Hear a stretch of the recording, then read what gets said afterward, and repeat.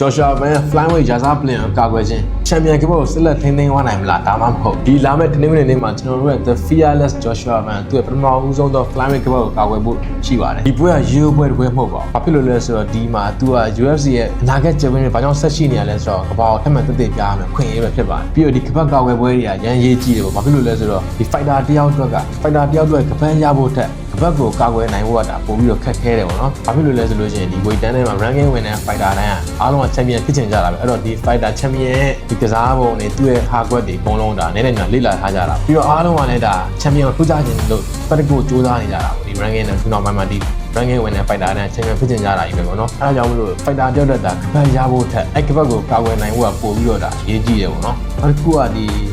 ပထမဦးဆုံးကဘက်ကာကွယ်ပွဲဖြစ်တယ်ကိုမိတ်အင်းမှာထိုးအောင်မှာဖြစ်တဲ့အတွက်ဒါနည်းနည်းများ PR တွေကတော့ရှိမှာပါအဲ့မဲ့ကျွန်တော်တို့ရဲ့ဒီ fighter the fearless ဆိုတဲ့အတိုင်းပြောတော့ဒီ PR တွေရှိလေပိုတောက်ပါလေဆိုတဲ့ fighter မျိုးပါပဲသူကတော့အဲ့တော့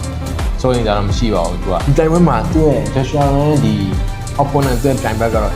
Japan ဒါလူငယ် fighter Tatsuro Taira ပေါ့သူကတော့ဒါ grappler ဖြစ်ပါတယ် grappling ကိုအားပြုပြီးတော့ဒါဆော့တဲ့သူပေါ့နော်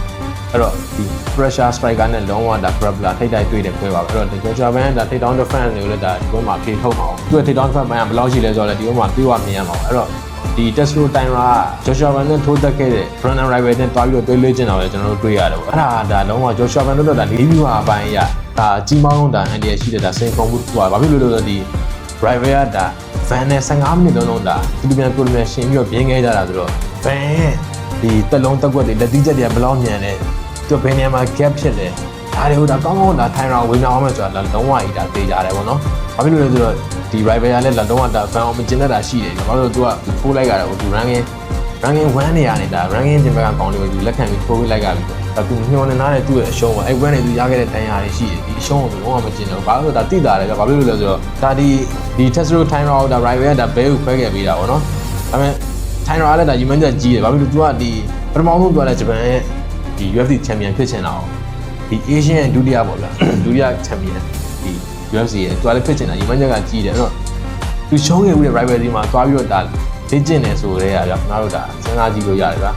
ဒါဖန်ကိုသူတို့နှစ်ယောက်ဘယ်တော့မှခိုးချခြင်းလေလဲဆိုတာ rival ကလည်းဒါလုံးဝဒါသူဒီမနိုင်ခဲ့တဲ့ဒီအရှုံးကြီးကိုထိုင်ရာဘက်ကနေထိုင်ရာကနေတစ်ဆင့်သူကဆက်ချင်တယ်ဆိုတာလုံးဝဒါသိတာတယ်အဲ့တော့ဒီလာမဲ့ဒီဘေလာကျွန်တော်တို့ရဲ့ဒီ champion ဒီ The Fearless Joshua Van သူ့ရဲ့ကပတ်ကိုကာကွယ်သွားနိုင်မလားဒါမှမဟုတ်ဗျာဘယ်လိုပုံစံမျိုးနဲ့သူကာကွယ်အောင်လဲ level ထိုးမလားအမှတ်ပေးဆုံးဖြတ်နေပဲလားဒါမှမဟုတ်ကျွန်တော်တို့အားလုံးညွှန်လင်းထားတဲ့ဒီ time run submission ဒီ game ထဲမှာများဒါတော့မမေဆိုအားလုံးဖြစ်သွားနိုင်တော့ဗျာအဲ့ဒါကိုဘယ်လိုဖြစ်သွားနိုင်လဲဆိုတော့ခင်ဗျားတို့လည်း comment လေးမှာထပ်တော့